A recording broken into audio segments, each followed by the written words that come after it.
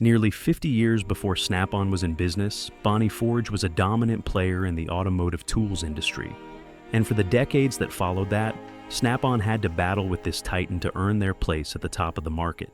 This 1960 service tool catalog reflects the end of a peak era when Bonney was a top competitor that forced other top companies to continue to innovate to stay in business. But what caused this reign to come to an end? On the inside cover, we saw Bonney's guarantee. Compared to Snap-on, who offered a lifetime warranty, Bonney only agreed to replace or repair any tools if they were found to have a manufacturing defect. If a tool was found to be used for a purpose other than what they were intended for, or even if they showed signs of normal wear, the warranty would be voided and a free repair or replacement would not be granted. We know just how successful Snap-on and Craftsman's lifetime warranties made them. So, regardless of a tool's quality, when customers had to make the decision about which brand of tool to buy, going with the one with the best warranty was the easy choice for most people. By 1960, when this catalog was published, they had admitted defeat in their battle to try to dominate the automotive tool industry. And so, they shifted their prime focus from automotive tools to specialty tools for service and repairmen, covering industries such as refrigeration, heating, and piping.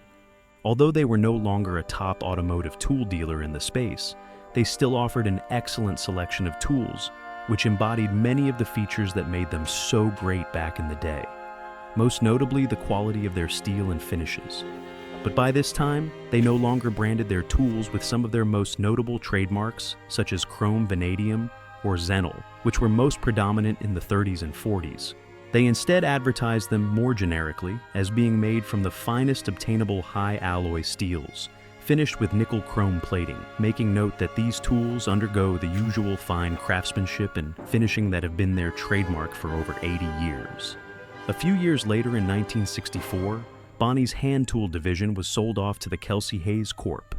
and would eventually end up under the ownership of Cooper Tools in the early 90s, where just like many other tool brands that were once great, it was left on the shelf to eventually fade to nothing. Today, Bonney Forge's hand tools division is long gone, but the other division of Bonney still exists as a successful international brand, now only selling plumbing valves and fittings. So the next time you're at a flea market and see that vintage Bonney chrome vanadium wrench, buy it, use it, and enjoy having a high-quality tool that still rivals any new Snap-on wrench that can be purchased today.